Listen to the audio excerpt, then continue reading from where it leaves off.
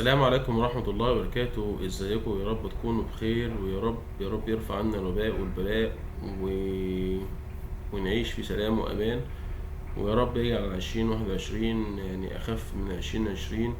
ويا رب يرحم كل الفرقونة، ويا رب يشفي كل المريض، ويا رب يعفو عنا يا رب جميعا إن شاء الله. معاكم أحمد عبد الغني، وإن شاء الله النهاردة هنكمل حلقات الماركتينج مانجمنت، إدارة التسويق. كنا قبل كده قلنا ان الاوتلاين الكورس بتاعنا عبارة عن 4 اجزاء. الجزء الاولاني Understanding Marketing Management، وده ان شاء الله اللي هنختم بيه النهاردة. هنتكلم على اخر جزء فيه النهاردة ان شاء الله. الجزء اللي بعد كده هيكون Capturing Marketing Insights. بعد كده هنتكلم على connecting with customers، وبعد كده هنتكلم على building strong brands. طبعا زي ما قلنا قبل كده في الجزء الاولاني اللي هو الخاص بال understanding marketing management، كنا اتكلمنا فيه، قلنا why is marketing important، ليه الماركتنج مهم. كنا قلنا what is the marketing، ايه هو اصلا الماركتنج دوت. وكنا اتكلمنا عن الماركتنج versus selling، ايه الفرق ما بين الماركتنج والسيلينج او السيلز. وكنا اتكلمنا على الكور ماركتنج كونسبت، ايه هي المفاهيم الرئيسيه للماركتنج. وكنا اتكلمنا على الماركتنج فيلوسوفيز او الكومباني اورينتيشن. كنا اتكلمنا عن الماركتنج ميكس، ايه هو الموديل او التولز اللي الناس بتستخدمها دايما في الماركتنج، العمليه اللي بتكون شامله كل الاركان وكل الايتمز اللي انا بستخدمها في الماركتنج. وكنا اتكلمنا عن الماركتنج مانجمنت تاسكس، ايه هي المهام بتاعه اداره التسويق. النهارده ان شاء الله باذن الله هنتكلم على الكوربريت اند ديفيجن استراتيجيك، وهنتكلم على البيزنس يونت استراتيجيك بلاننج.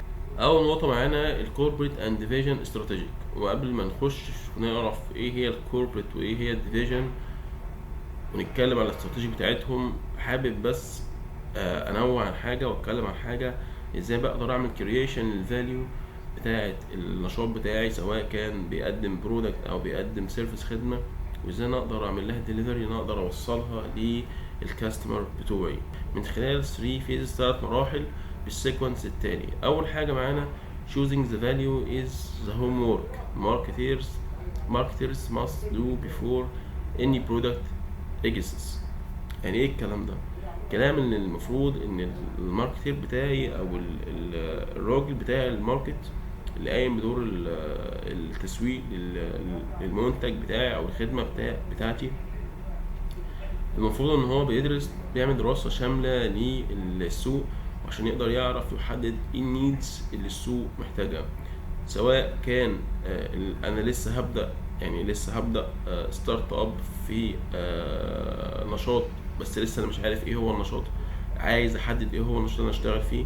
او سواء عندي النشاط بتاعي وعندي المنتج، بس عايز اطور منه عشان احسن من مبيعاتي وازودها. فاهم حاجه للماركتير ان هو يبدا يعمل دراسه شامله للسوق، مش بس ان يبص على النيدز بتاعت الكاستمر اللي انت هتارجتهم، لا كمان تبص على الكومبيتيتور، الناس المنافسين للنشاط اللي انت عايز تبدا فيه او اوريدي اللي انت شغال فيه، شغالين ازاي، وايه هي الحاجه اللي بتميزهم. كل واحد اكيد بيتميز بحاجه، ايه هي الميزات لكل واحد عشان تقدر انك انت تعوض، وانك انت تقدر تنافس بصورة اكبر.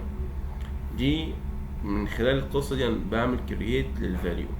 الفيز التانية the second phase is providing the value. Marketing must identify specific product features, prices and distributions.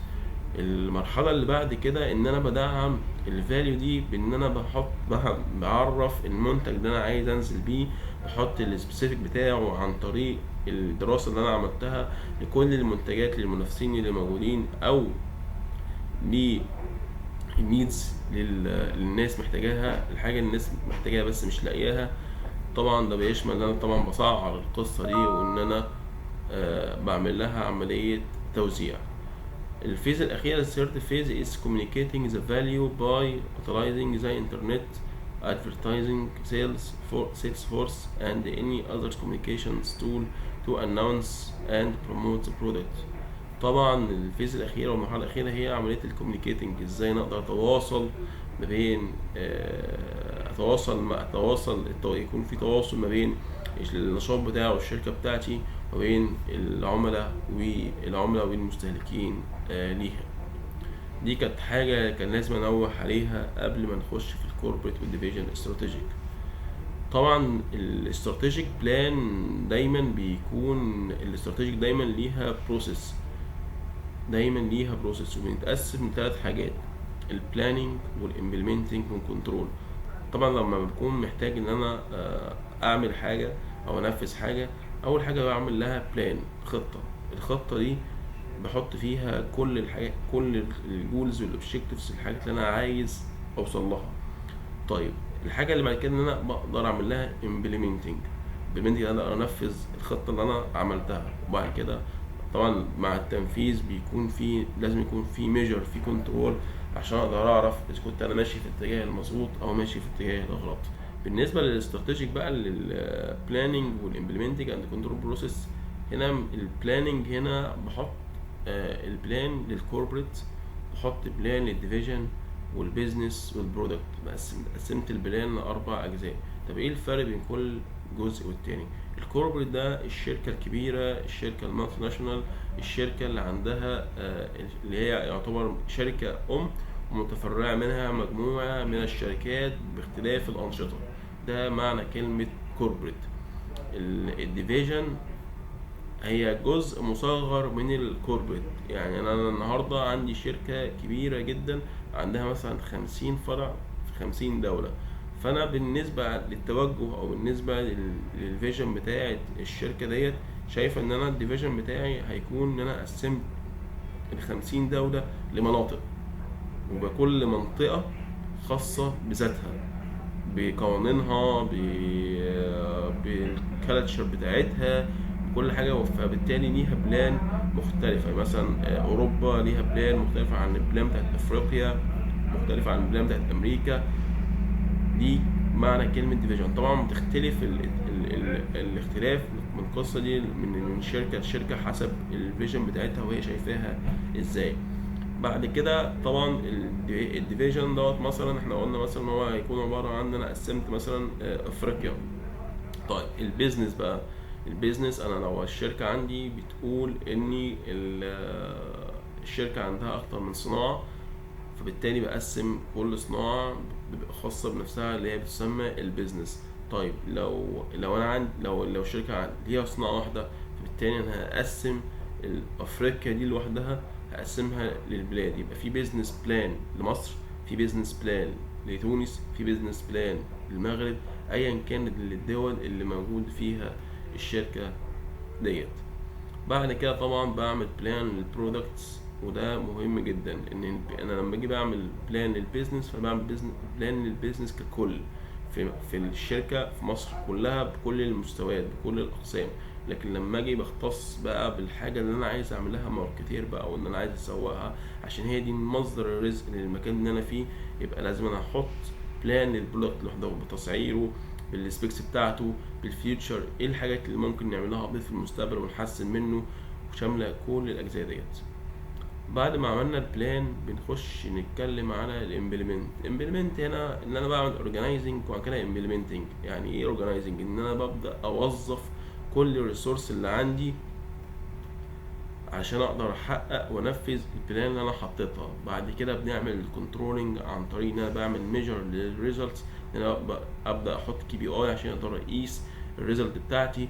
وبعد كده دايجنوستيك للريزلت ديت، ايه نبدا نحلل الريزلت دي علشان نشوف النتائج الايجابيه، نقول تمام، والنتائج السلبيه نقدر ناخد تيكينج كوركتيف اكشن، الاكشن التصحيح، ناخد قرارات او ناخد الاتجاه التصحيحي عشان نقدر نعدل من النتائج السلبيه نخليها ايجابيه. مهم جدا علشان خاطر نتكلم بقى على الاستراتيجيك بتاعت الكوربريت والديفيجن، ان يكون عندي defining the corporate mission. لازم اعرف ايه هو المهمة بتاعت الكوربريت. الحاجة التانية establishing strategic business unit. الحاجة الثالثة assigning resources to each strategic business unit. الحاجة الأخيرة assessing growth opportunity. بالنسبة ل defining the corporate mission، أنا عايز أعرف إيه هي المهمة بتاعة الشركة الكبيرة ديت، إيه هي المهمة. عشان أقدر أحدد المهمة بتاعتها لازم أجاوب على الأسئلة ديت. What is our business؟ إيه هو البيزنس بتاعنا؟ Who is the customer؟ مين هم الكاستمر بتوعي؟ What is of the value to the customer؟ إيه الفاليو اللي أنا هقدمها للكاستمر؟ What will our business be؟ أنا شايف البيزنس بتاعي في المستقبل هيكون ازاي. What should our business be؟ المفروض ان شاء الله البيزنس بتاعي يكون ازاي in the future. طبعا لو انا جاوبت على الاسئله ديت فانا بالتالي بقدر اوصل للميشن للكوربريت بتاعتنا. الحاجه التانية معانا هي الاستابليشنج استراتيجيك بزنس يونت. طبعا البيزنس يونت اللي احنا اتكلمنا فيها من شويه ان انا عندي البيزنس بتاعي بقسمها لوحدات. الاستراتيجيك بزنس يونت هنا بنتكلم ان هو ليه 3 خواص. الخاصيه الاولى ان هو بيبقى سنجل بزنس، انا عندي شركه شغاله في اكتر من منتج وليها اكتر من صناعه، فكل صناعه بتبقى بزنس يونت مستقله بذاتها. الخاصيه الثانيه it has its own set of competitors. طبعا لكل بزنس يونت ليها الكومبيتيتور الخاصين بيها. طبعا الحاجة الأخيرة اللي لازم ان يكون المانجر حاسين بالمسؤولية اتجاه اللي هم البلان استراتيجيك بلاننج والبروفيت بيرفورمانس، ان هم ازاي يحسنوا من أداء الربحية، ان هم يقدروا يعملوا كنترول على كل الفاكتورز الخارجية اللي ممكن تأثر على الربحية بتاعة البيزنس يونت. الحاجة اللي بعد كده assigning resource to each strategic business unit. طبعا من المسمى او من شكلها كده ان انا بقدر ان انا اعمل allocated وان انا اقدر استغل كل ريسورس واوظفها في مكانها المظبوط علشان اقدر احقق وانفذ الاستراتيجيك بيزنس بتاعتي. الحاجة الاخيرة assessing growth opportunity، وبالمعنى هنا ان انا بقدر اقيم او اختبر فرص النمو بتاعتي في السوق عشان خاطر اكون اقدر عارف اذا كان ممكن ان انا اقدر اعمل افتح فروع جديده نيو بيزنس، او ان انا اقدر اعمل ان انا داون سايزنج، ان الماركت مش يعني الماركت فيه مشاكل وان انا مش بكسب، فانا لازم اعمل داون سايزنج ان انا اقلل من حجم البيزنس بتاعي، او ان انا اغيره خالص ان انا الغيه وابدا في بيزنس جديد. هنخش بعد كده على الحاجة الأخيرة معانا اللي هي البيزنس يونت استراتيجيك بلاننج. البلان بتاعت الخطة الاستراتيجية بتاعت البيزنس يونت. طبعا دي المراحل بتاعتنا. أول حاجة البيزنس ميشن، لازم أنا أكون عارف البيزنس ده بيقدم إيه وعبارة عن إيه ومين الكاستمر بتوعه. ده مهم جدا، دي أول حاجة بتكون قدامنا. بعد كده بنعمل حاجة SWOT analysis. السوات اناليسيز من زي ما احنا شايفين كده، الاس عباره عن سترينث، والدبليو الويكنس، والاو اوبورتيونيتيز، والتي ثريتس. السترينث والويكنس هي تعتبر الانترنال انفايرمنت للبيزنس بتاعي، والاوبورتيونيتي والثريتس هي الاكسترنال انفايرمنت للبيزنس بتاعي. بمعنى السترينث والويكنس من اسمهم القوة والضعف للشركة بتاعتي او المنتج بتاعي، ايه هو نقط قوته ونقط ضعفه، ودي ان انا بقدر اعمل اناليسيس، بقدر اعمل سيرفي عليها عشان اقدر احط ايديا على النقط القوية اللي فيها عشان اقدر اطور منها واحافظ عليها واقدر انفذ بيها، واشوف نقط الضعف اللي موجودة عندي عشان اقدر اعالجها واتفاداها.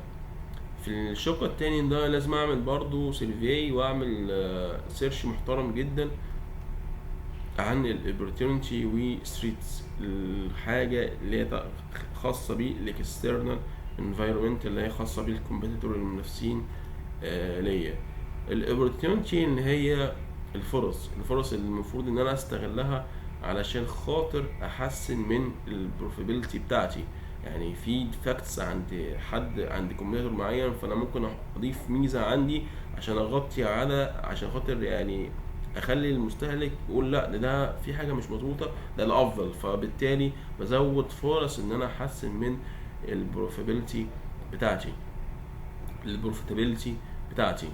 الثريتس، المخاطر اللي زي الكومبيتيتور بدأوا، او نفس الكومبيتيتورز بتوعي، المنافسين بتوعي بدأوا ان هم يطوروا المنتجات بتاعتهم بطريقة كبيرة جدا، والخطر ان هي ممكن تغطي على السترينث بتاعي، فبالتالي دي هتأثر على المبيعات بتاعتي، فبالتالي هتأثر على البروفيتابيلتي بتاعتي، الربحية بتاعتي. فلازم أنا اكون واخد بالي. فطول ما انا عامل اناليسيس قدامي وعارف ايه اللي جوه، ايه الحاجات اللي جوه اللي انا محتاجها والحاجات الخارجيه، فبالتالي انا بقدر اكون جاهز لاي حاجه، وان انا اقدر احافظ على البرفورمانس البروفيت بتاعي، وممكن كمان ان انا اقدر اعمل له انكريز، ان انا اقدر ازوده. بعد ما جبنا الاناليسيس ده وجبنا السيرفي، نبدا بقى نصيغ الهدف بتاع البيزنس بتاعي اللي هو عباره عن الجول فورموليشن. بصيغ الهدف بتاعي، وبعد كده بحط الاستراتيجيه، ازاي اقدر انفذ الاستراتيجيك بتاعتي، بحط الاستراتيجيه بتاعتي للهدف بتاعي. وبعد كده ابدا اصيغ برنامج بروسيدورز معينه، خطوات معينه وستبس معينه عشان اقدر انفذ الاستراتيجيه اللي انا حطيتها. وبعد كده ابدا فعلا في عمليه التنفيذ. طبعا خلال عمليه التنفيذ وبعد التنفيذ بيبقى فيه فيدباك كنترول، ان هي الميجر كي بي ايز اللي انا بحطها عشان اقدر اقيس النتيجة عن التنفيذ بتاعتي. بكده اكون خلصت معاكم الجزء الاولاني من الماركتنج مانجمنت.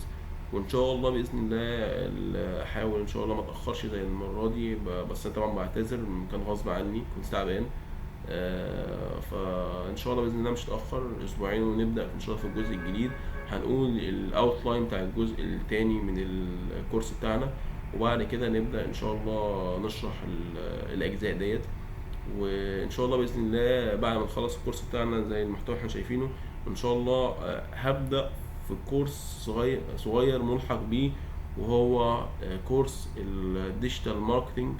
وان شاء الله هيكون حاجه قيمه جدا، وان شاء الله هيكون في جزء نظري وجزء عملي، وان شاء الله تبقى حاجه افاده ليكم. وفي النهايه اتمنى يا رب ان اشوفكم على خير ان شاء الله. ومتنسوش ان كنتوا تدعوا